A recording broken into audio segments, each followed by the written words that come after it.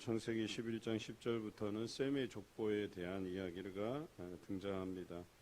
우리가 앞서서 셈의 족보가 10장에서 나왔잖아요. 그래서 이 10장에는 노아의 아들들 셈, 함, 야벳에 대한 이야기를 다루고 있고, 분명히 여기서도 이제 셈의 족보가 다루어진 이후에 11장 1절에서 9절까지가 바벨탑에 대한 교훈이 있었단 말이에요. 그런데 다시금 10절부터 셈의 족보에 대해서 이야기하고 있다라고 하는 것이죠. 제가 10장에서는 이 11장에 다루기로 작정을 했기 때문에 10장 1절에 나오는 이러하니라라고 하는 그 단어에 대한 해석을 하지 않았어요. 그런데 오늘 이 11장 10절에 셈의 족보는 이러하다라고 하는 이러하다, 이러하니라, 영어 성경에서는 되어라 generations of Sem이라고 되어 있고요. 해석으로 하면 account of Sem이에요. 그러니까 셈의 족보를 소개하는 거예요. 되어라, 여기 있다. 그러니까 이건 뭐냐면 구별해서 우리에게 설명하고자 하는 의도가 있다는 거예요. 특히 이 셈의 족보는 너희에게 중요하다, 이런 표현이에요. 그래서 어카운트, 설명이 필요한 족보다, 이렇게 이야기하는 것이죠. 왜 그러냐? 결론적인 이야기지만 셈의 족보에서 데라라고 하는 인물이 나오는 거거든요. 이 데라는 누구냐? 바로 아브라함과 나홀과 하란의 아버지예요. 그리고 이 데라의 자손 중에서 굉장히 중요한 인물이 등장하죠. 아브람이라고 하는 인물입니다.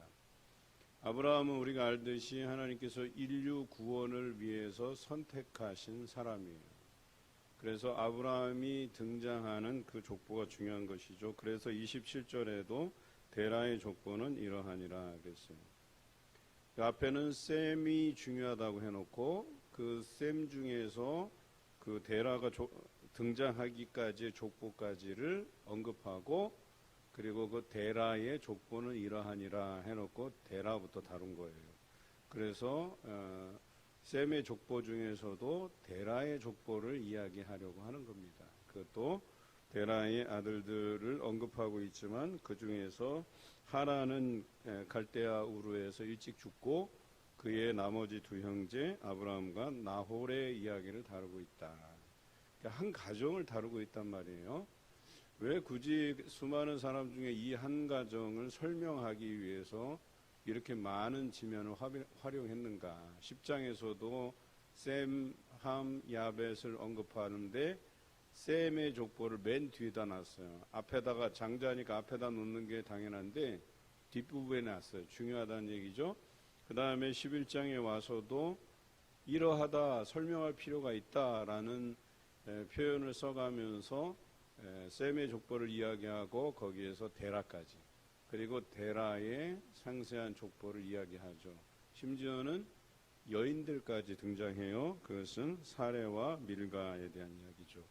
그런데 나홀의 아내인 밀가보다는 오히려 아브라함의 아내 사레에 대한 언급이 자세히 나오고, 이후에 전개되는 삶의 이 성경의 방향은 아브라함과 사레로 모아질 것에 대한 암시가 나오는 거죠.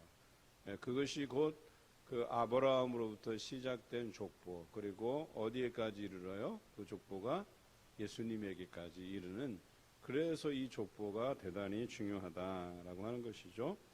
그 이후에도 이제 여호수아에 보면 여호수아가 가나안을 점령하러 들어갈 때 정탐꾼을 여리고에 보내는데 그 여리고에서 한 여인이 정탐꾼을 숨겨줘요. 그 여인의 이름이 기생 라합이라는 인물이죠. 그런데 이 라합이 족보 중에서 5명의 여인 중에 한 사람이거든요. 대단히 중요한 족보예요. 사라도 중요하죠. 또 나중에 라합도 중요하죠. 또 이 사사기 시대에 시어머니 나오미를 따라서 하나님을 섬겼던 여인 룻도 등장하게 되죠. 그러니까 이런 인물들이 중간중간 나오는데 대단히 중요한 인물이에요. 그러니까 여성도 이 시대에서 대단히 중요한 역할을 하고 있다는 거죠. 그래서 라합은 누구의 조상이 되어 우리가 잘 아는 룻의 남편이 되는 보아스의 족보를 이루는 거예요. 그리고 그 보아스에게서 또 족보를 시작하게 만드는 룻이 중요한 인물이고요. 그리고 그 족보 안에서 예수 그리스도가 다윗이 이렇게 나오고 다윗에서 예수 그리스도가 나오는 이 과정이 대단히 중요하다라고 하는 거죠.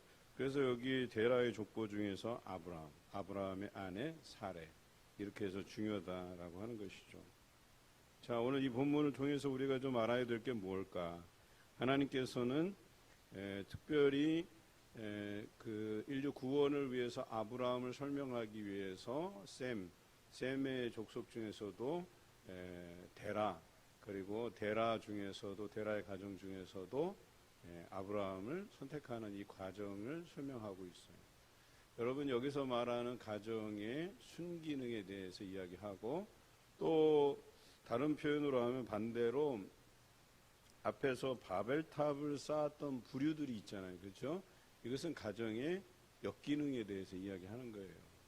그래서 이들이 나중에 큰 민족을 이루기 위해서 애굽으로 내려갔다가 애굽에서 탈출해서 하나님의 약속의 땅 가나안으로 들어가는 그 광야 40년의 역사에서 이 가정의 순기능과 역기능에 대해서 한번 살펴보자는 이야기예요.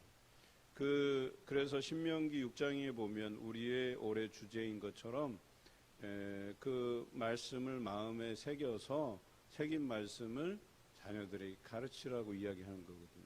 그래야지만 이 하나님께서 아담과 하와에게 가정을 이루게 하신 가정의 순기능을 감당할 수 있는 그런 기초가 마련된다라고 하는 것이죠. 그런데 아담과 하와는 그 가정의 순기능의 역할보다는 역기능의 역할로 인해서, 즉 그 가정에 하나님의 말씀, 명령 이것을 담아내지 못함으로 인해서 이 땅에 죄가 들어오게 되는, 하지만 그 죄가 들어왔지만 그들로 하여금 가죽옷을 해 입히시고 하나님의 사랑이 여전히 그들에게 있음을 보여주셨잖아요.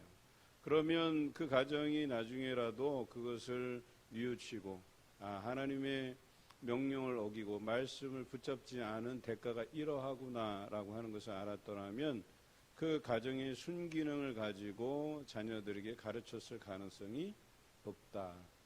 특히 아담의 두 아들에 대해서 우리가 배웠잖아요. 가인과 아벨. 그런데 거기서 역기능은 가인이었고 순기능은 아벨이었다는 거예요. 그리고 가인은 아벨을 죽이게 되고 가인은 유리하는 자, 도망자의 신세가 되죠. 그리고 새롭게 주신 아들이 셋이라고 하는 거예요. 이 셋이라고 하는 그 아들의 그 대단히 중요한 이름이거든요. 하나님께서 이들에게 사실 두 아들을 다 잃은 거나 마찬가지잖아요. 그들에게 웃음을 주기 위해서 새로운 아들을 주셨다라고 하는 것인데요. 그 셋이 그 아담과 하와로부터 가정에 대한 순기능에 대해서 분명히 들었을 거예요. 그래서 너희는 하나님의 말씀으로 살 것이다. 그래서 그 말씀 안에서 살아가도록 했을 것이라는 거죠. 그런데 그런 귀에 못이 박히도록 그 아버지로부터 자신들이 하나님의 말씀을 붙잡지 않아서 그 명령을 지키지 않아서 당하는 이 고난에 대해서 이야기했을 것이고, 셋은 그것을 분명히 들었을 거예요. 그래서 셋이 그의 아들에게도 이 가정의 순기능에 대해서 이야기했을 거라는 거죠. 그게 바로 에노스라고 하는 거예요. 에노스 때 비로소 하나님의 이름을 불렀다. 이 표현이 그래서 대단히 중요하다는 거죠. 에노스의 이름의 뜻은 죽을 수밖에 없는 사람이란 뜻이에요. 어떻게 아들의 이름을 그렇게 지을 수 있겠냐는 거예요. 여기에는 대단히 심오한 뜻이 담겨져 있다는 거예요. 셋은 두 형의 이야기를 들었을 거예요. 가인과 아벨. 어떻게 저렇게 안타깝게 그 인생을 저버릴 수 있었을까? 하나는 형의 손에 죽게 되고 또 형은 그 대가로 도망자 신세가 되어버리는, 그래서 아담과 하와가 귀에 못이 박히도록 이야기했던 너희가 하나님만 섬겨야 된다. 다른 것 의지하지 말고 오직 하나님만 잘 섬겨야 된다. 말씀을 잘 지켜야 된다. 그랬을 때 셋이 그렇게 살았을 거예요. 그리고 에노스에게도 그 이름처럼 너는 죽을 수밖에 없는 존재이기 때문에 하나님만 의지해야 된다. 이런 뜻이거든요. 그러니까 너는 뭘 의지할 수 있는 존재가 아니라는 거예요. 너의 힘으로 살아갈 수 있는 존재가 아니고 하나님을 의지하면서 살아갈 수밖에 없는 존재라는 뜻이에요. 하나님 없이는 너는 그냥 죽을 수밖에 없는 인생이다. 이렇게 표현해 준 거예요.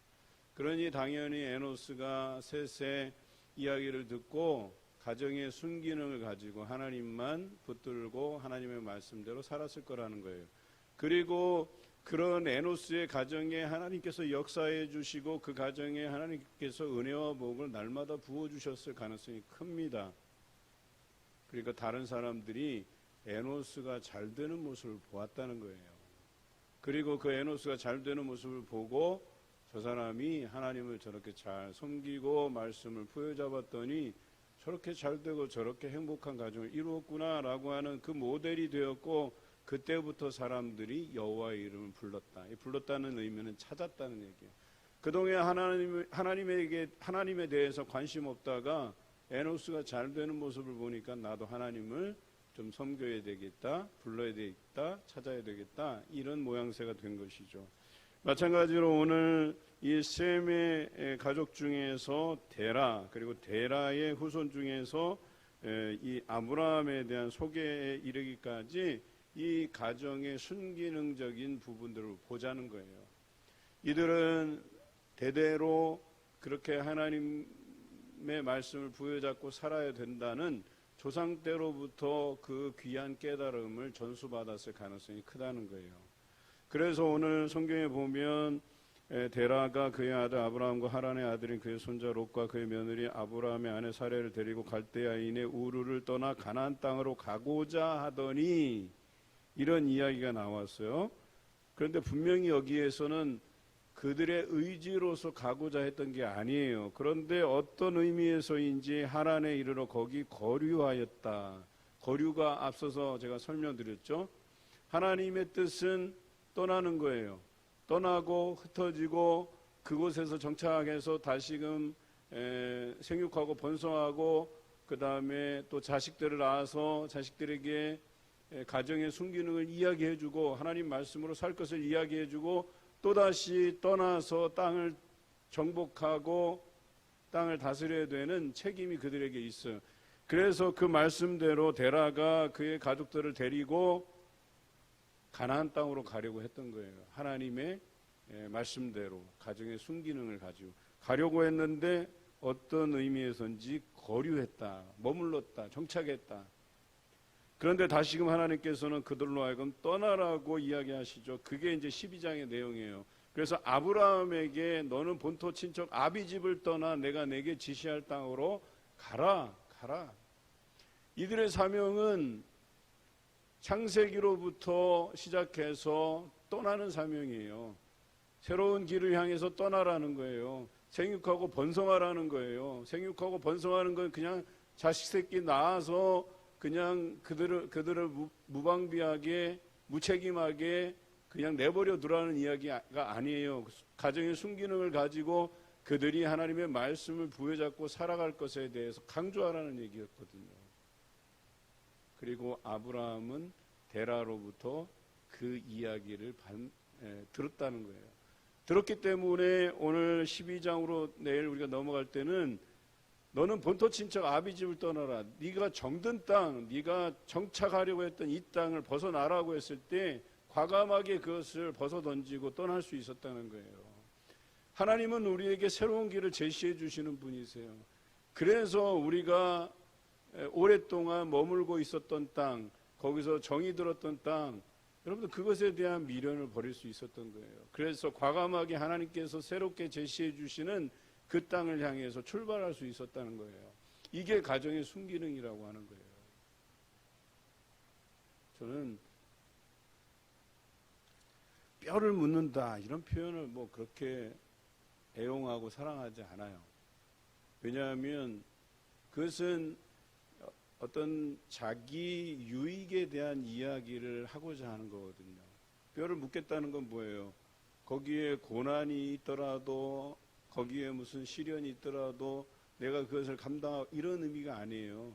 그냥 살만하네요, 이런 뜻이거든요. 그리고 나한테 삶에 여러 가지 유익이 있겠네요 라고 하는 의미를 담고 있거든요. 그런데 그것이 아닌 여기서 말하는 하나님의 명령은 떠나라, 또 새로운 땅에서 생육하고 번성해라, 또 자식을 낳으면 그들에게 신앙을 가르치라, 그리고 또 다른 땅을 점령하라. 그렇게 해서 떠나고 또 떠나는 삶 가운데 그리스도의 복음이 전해지게 하시려는 하나님의 귀한 뜻이 있다는 거예요. 제가 목회 철학 중에 하나는 이거예요. 물론 우리 교회에 한 가정 한 가정이 다 소중해요. 그래서 붙잡으면 참 좋죠. 그들이 정착하면 참 좋죠. 그런데 그게 뜻대로 잘 안 돼요. 그래서 어느 가정은 또 어느 교회로 떠나고, 어느 가정은 타국으로 떠나고, 이런 부분에 대해서 제가 목회자로서 당연히 그들을 설득하고 붙잡는 것 좋을 수가 있는데, 그것이 반드시 하나님의 뜻은 아니라는 거예요. 때로는 떠나게 하신다는 거예요, 우리로 하여금. 그 떠나는 땅에서 다시금 하나님께서 부르신 소명이 있고 또 주시는 사명이 있다라고 하는 거예요. 오늘 아브라함이 그런 사명을 받기까지의 과정을 설명했어요. 이게 가정의 순기능이에요. 오늘 여러분들에게도 이 가정의 순기능을 따라서 내가 어느 때까지 여기서 신앙생활을 할지 모르지만 이곳에서 내게 주신 부르심의 소명, 또 주신 사명, 이것을 잘 감당해 가시는 여러분 되시길 주님의 이름으로 기원합니다.